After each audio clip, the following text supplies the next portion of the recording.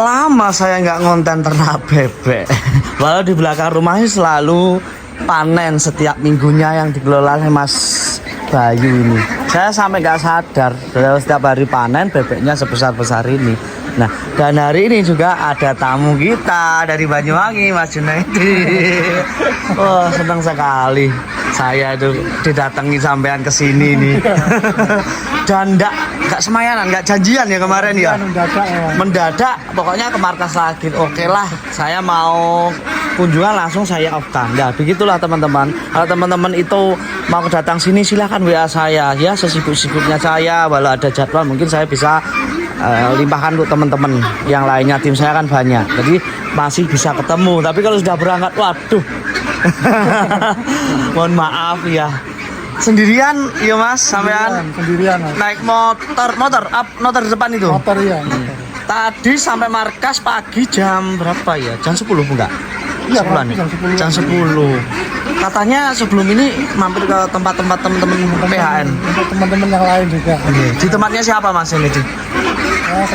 Mas Raka. Mas Raka. Ya.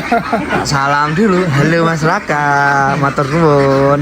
Mas Raka ini salah satu anggota PHN Packing yang senantiasa selalu setia di dalam grup dan memberikan ilmu-ilmunya dan seputar pokoknya peternakan bebek lah, mulai penetasannya, terus panennya, pokoknya semuanya yang ada di peternakan bebek hubungannya dengan perawatan semua juga beliau membagikan setiap hari. Dan saya juga ngikuti beliau tuh di real di Facebook Pro karena beliau aktif di Facebook ya Mas ya. Ngikutin nggak Mas Raka Kurniawan? Iya. Punya 2 akun, akunnya sama istrinya lah. Ini yang buat saya senang, kompaknya beliau bersama keluarga.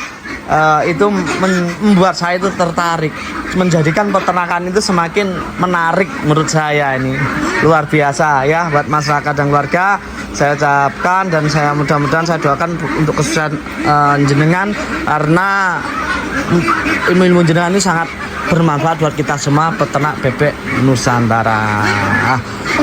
Itu ya Mas ya. Terus datang ke kandang ini kira-kira apa ini? Kalau kandangnya Mas Raka pasti stop. Iya. Bersih. Ini kebetulan belum ditarik ini. Koinnya berapa bulan nih urung sampean keruk ya Mas? Berapa ya? Pokoknya habis banyak 11 periode 12 berarti. Loh, ini piye 11 periode Mas? Gak diangkat. Ya kalau ngomongin bau, ya bau dikit ya Mas ya. Gak ding sampai harus ngomong ding. Piye bau ya? Ya wajar lah. Wajar. Wajar. Rahasianya ya ini, kalau perilaku Mas Bayu dikasih kipas supaya di dalam kandang itu udaranya berganti, oksigennya masuk, amoniaknya keluar. Itu kuncinya di sini. Tapi kalau dilihat dari bebeknya ini sudah waktunya memang banyakin nabur atau narik kotoran ini, karena kotoran yang sekarang itu bertumpuk dengan kotoran yang kemarin. Musim hujan ya. Nah, musim hujan seharusnya narik aja nggak apa-apa. Karena kemarin kan bebek sedikit lesu toh Mas. Ya kita sebagai ternak kan ya mikir operasional. Kalau sekem bisa dipakai didaur ulang masih bisa, ya bisa digunakan. Tapi ini kita selalu rahasianya, nggak ada rahasia-rahasiaan. Selalu kita buka kok. Selalu pakai apa Mas buat semprotnya? Mina PS. Mina PS yang mengandung bakteri apa? Bakteri pengurai untuk ya mengurai alas dari sebelum gaji itu supaya bisa terurai, jadi mengurangi kebauan. Selain itu nanti untuk pupuknya itu bisa dimanfaatkan jadi kompos, kan jauh lebih bagus gitu kalau untuk sawah. Kohennya bisa jadi kompos di sawah. Siapa yang biasa ngambil ini? Biasanya ngambil ya bapaknya sendiri, dipakai sendiri. Ternyata gitu. Manfaat. Karena sudah sama bapak sudah dipesen. Makanya ini buat sawah gitu. Makanya ini belum ditarik, dan juga kalau nggak ditarik gini kan kita menghemat biaya operasional di sekem.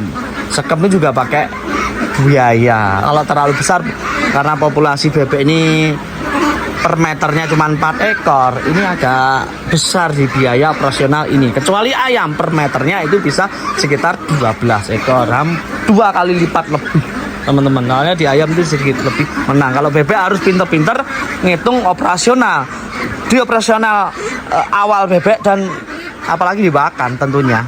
Kalau harga bebek agak DOD naik ini kelihatannya nggak begitu ya. Jadi kalau kita sebagai peternak itu kalau mau ngakalin di pakan nggak mungkin lah Mas. Kalau kita akalin misal biayanya ketemu sekian rupiah, mau kita akalin lebih turun lagi, itu kemungkinan besar bebeknya ya yang mungkin nggak jadi.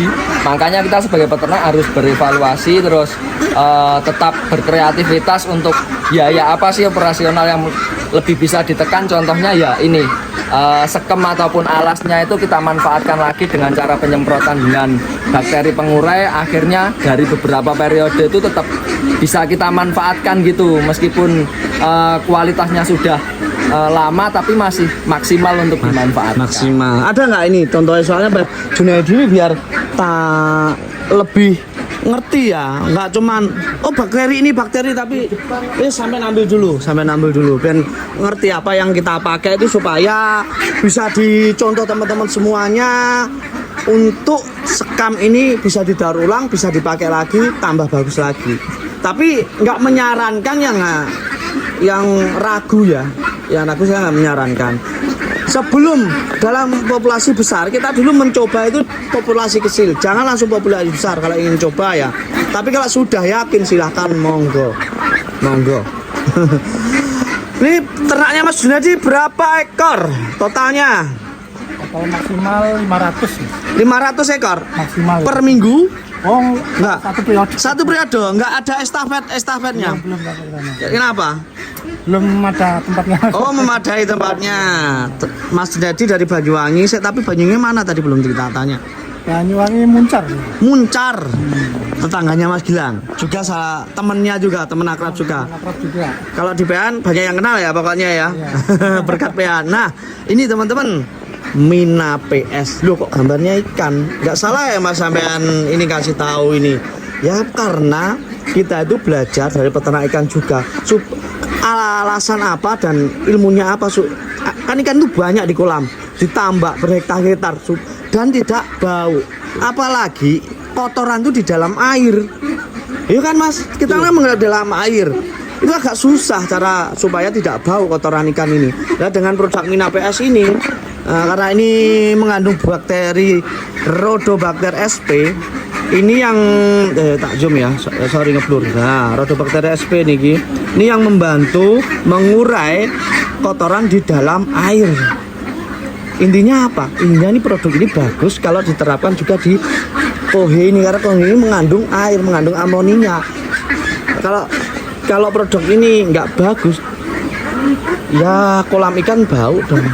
Kotor pasti ya. Sudah bau kotor. Nah, ini bisa dipakai. Terus kelebihannya apa lagi Mas Mina PS ini? Ya kalau untuk kelebihannya terutama untuk di kandang bebek Mas ya. Kalau untuk di kandang bebek itu memang ya itu nomor satu bisa membuat pupuk yang awalnya cuma kohenya itu sebagai pupuk biasa menjadi pupuk kompos, karena kan untuk alas dasarnya ini sudah serbuk gergaji terbuat dari kayu. Jadi proses yang difermentasi oleh bakteri ini akan menghasilkan pupuk yang ya begitu bagus lah kalau untuk itu pertanian ya khususnya.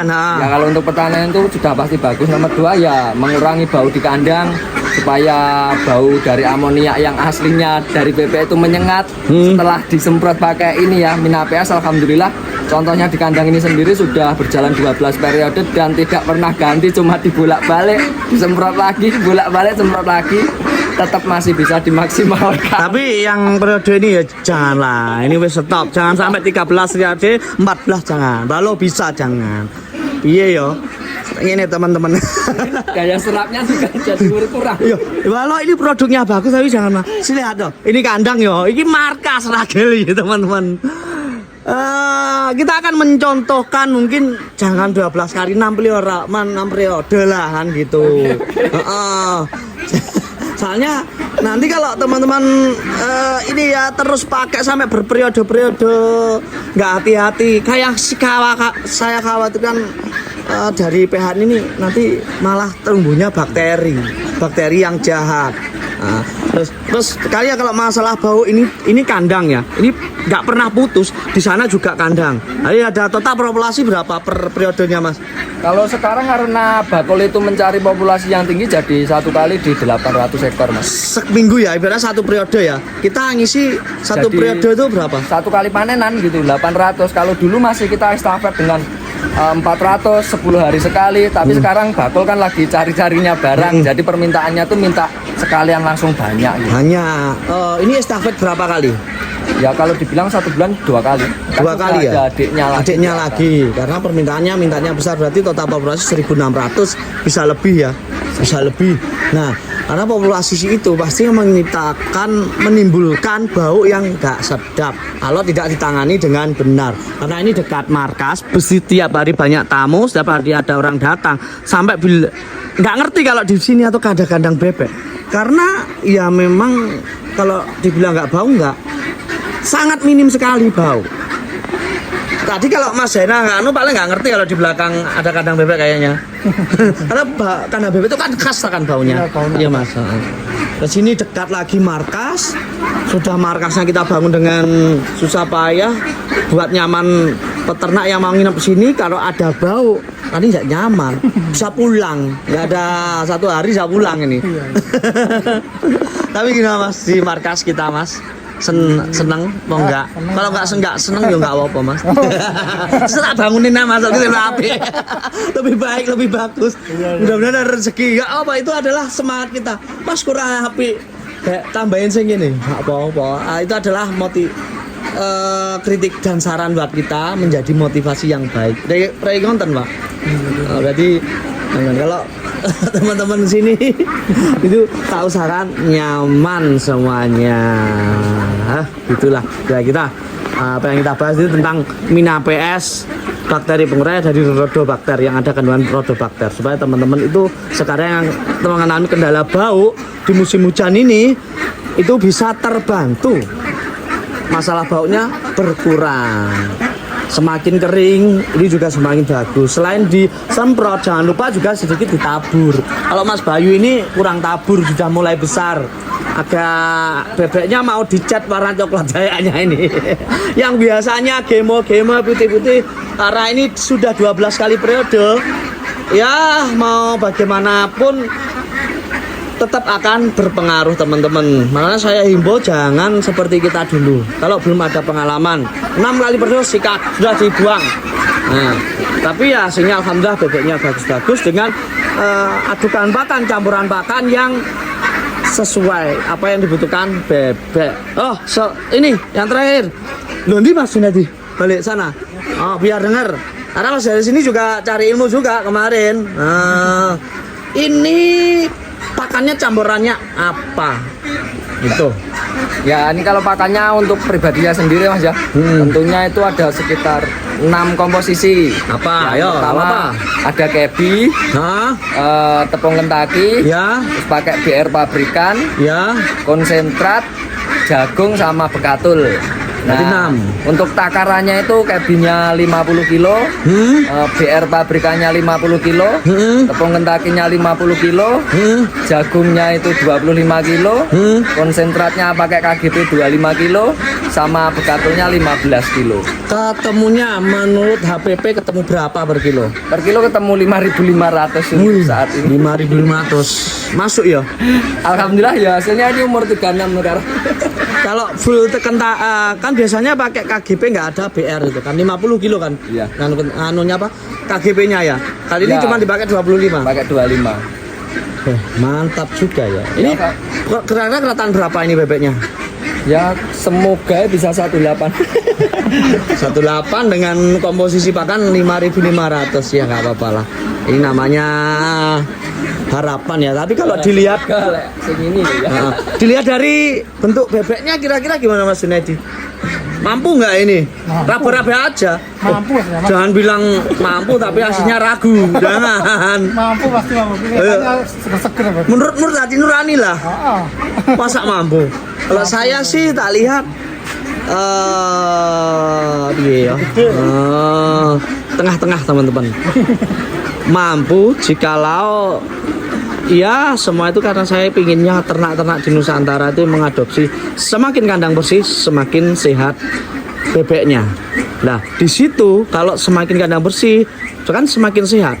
Semua itu apa yang dimakan bebek, apa yang diminum bebek menjadi daging, menjadi otot-otot, menjadi lemak yang baik, semuanya pokoknya menjadi kesehatan tubuh yang bagus ya, melengkapi apa yang dibutuhkan broiler tersebut karena ini penggemukan ya gitu. Jadi jangan semena-mena untuk pelihara bebek. Kalau itu diterapkan sama Mas Bayu dengan sistem kebersihannya, saya yakin nggak cuma 1,8 bahkan 2 kilo akan mampu begitu. Jadi saya gitu, kalau kandangnya bersih ya tinggal terakhir, sebab semakin besar hewan itu, mau ayam, mau bebek, mau sapi, dia tuh kayak butuh perhatian khusus. Nggak di awal diperhatikan yang baik-baik, tapi tinggal terakhir kita nggak menjaga kebersihan kan, kebersihannya terkesan membiarkan, tinggal dikit aja, tinggal kurang 5 hari bebek kelihatan sudah mulai mencoklat-coklat, dibiarkan.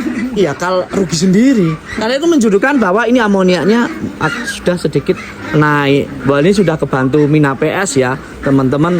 Ya, ini cuma warna aja. Karena ini musim hujan ya, Mas ya. Betul. Kalau saya bilang ini tempat saya yang ini, Mas. Gitu ya, bener. Ini musim hujan memang. Musim hujan ketambahan karena akibat lembab. Tapi tidak masalah, semua masih bisa teratasi kalau teman-teman terus mengoptimalkan, memaksimalkan biosecurity-nya. Semprotnya dari pagi, jangan sore ya, karena dia mau tidur. Kalaupun sore, saya ingat ke ilmu dari Pak Malik dari Samben. Kalau sore itu ditabur sekem kering, Mas Junedi. Sekem kering ditabur supaya ini kering semua. Katanya untuk menjadikan tempat tidur bebek kalau waktu malam hari biar nyenyak tidurnya, biar seneng. Tak pikir iyo masuk akal ya, ilmu yang baik gitu. Jadi sore sama ibu itu di belakang rumah ditabur tipis-tipis untuk persiapan tidur bebek dari malam, dan waktu malam hari dia tidak terlalu kedinginan, sebab tanah atau liter yang kering itu nanti kalau malam itu menyebabkan dingin, dan parahnya bebek akan lumpuh gitu. Terus panjang lebar ya ilmunya ya. Mudah-mudahan bermanfaat Pak Junedi, belajar di markas Ragil. Dan apa yang diinginkan dari Mas Bayu juga bisa dipakai di Banyuwangi nanti. Matur nuwun. Jadi ada yang perlu disampaikan Mas Bayu? Cukup.